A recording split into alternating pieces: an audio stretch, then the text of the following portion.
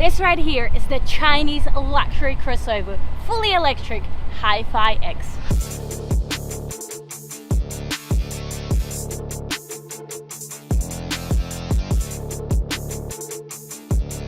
Starting with the front, you notice those massive headlights in the front connected to this LED strip.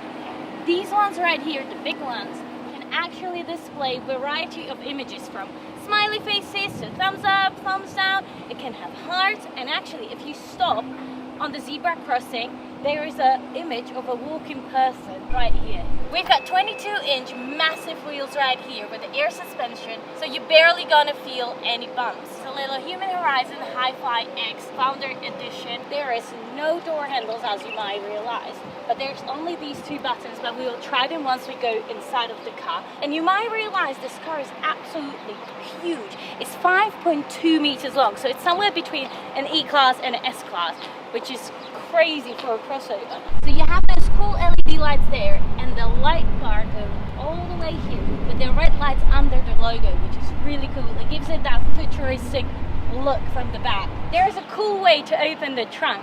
There actually is a little luggage logo on the ground that you place your foot on, and the whole trunk opens up.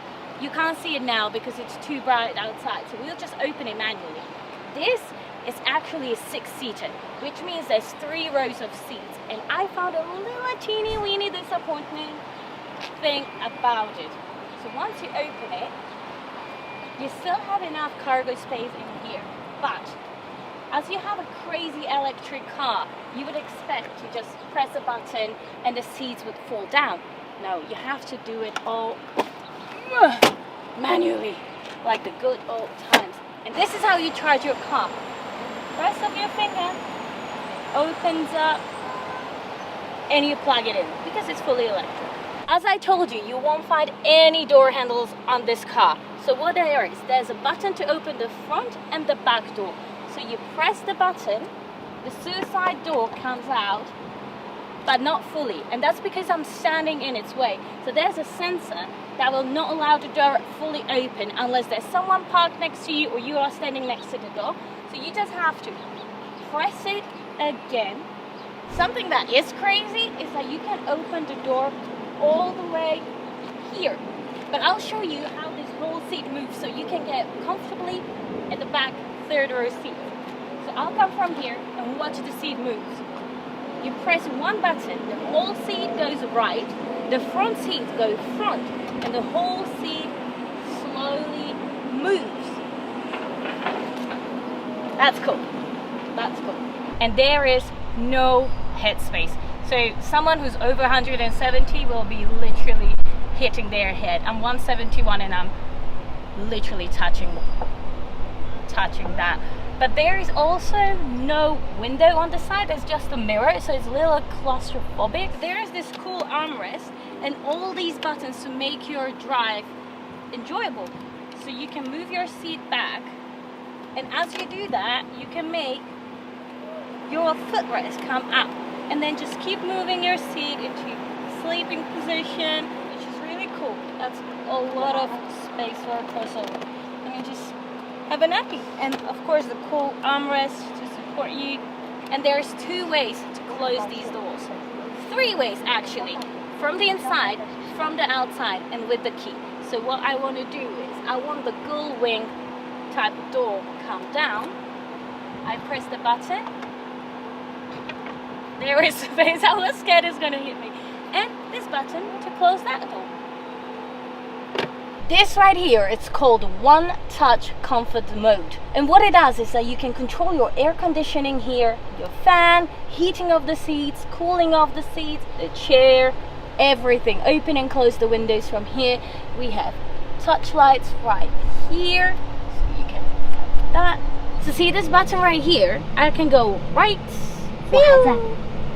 It said something in Chinese and left. 抱歉，我没听懂，能再说一遍吗？ The car talks to you. You can actually open the Gullwing type door up to 90 degrees, so it's really easy to get in and get out. And then just press the button and your suicide door opens, and then you can just push it and done. And we close it, touch of a button. This car is so futuristic, it has screens literally all over the dashboard. You start with a 14.6-inch screen right here, and then you move towards this 16.9-inch center panel screen where you can control so many things, but unfortunately it's all in Chinese, so we can't understand everything that's written there. Then you move over here and there's a wireless charging pad with cup holders. And here, so you have this part where you have the standard USB ports and some space to put your stuff in. There's two things I'm not really sure about, and those are the dead spaces under the screen and under the central panel. They can work on that. And the second thing that could be improved are all the plastic bits around that are not really matching all the futuristic electric vehicle feeling. But on the other hand, there's a huge plus for them because they used all the vegan leather, they matched the orange stitches with the paint, and they used recycled suede all over the car, which I absolutely love. This mirror right here is actually the back camera with a really clear picture, so this is really cool. And then you get to the best part as a passenger. This seat literally folds down with a footrest coming up, and it's just amazing. It's a whole cinema as a passenger experience. This screen right here is 19.9-inch wide, and you can watch movies, you can download all different kinds of apps, you can watch your videos, you can connect your phone on the side here, you can be texting with your friends on this screen. So this screen is amazing. This is one of the biggest screens as a passenger that you can get. Alrighty, it's time to take this baby for a spin. Let's go. Let's do a speed test. Whoa. Yeah, that thing flies.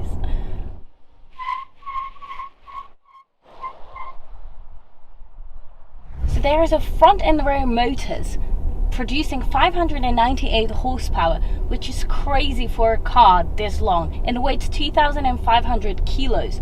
And get this, it goes from 0 to 100 in 3.9 seconds.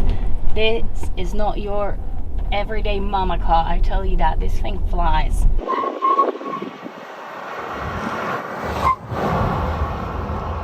So there's a 10-degree rear steering wheel right here, which allows you to turn so easily. Look at the air suspension. We don't even feel the bumps. It's awesome.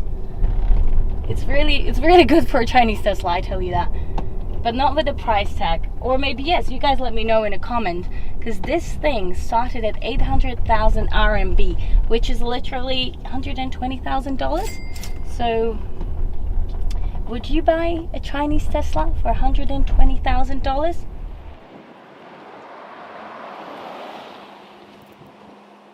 Big thank you to 66 Motors for letting us drive this car. Let us know what you think in comments, and don't forget to subscribe. See you next time.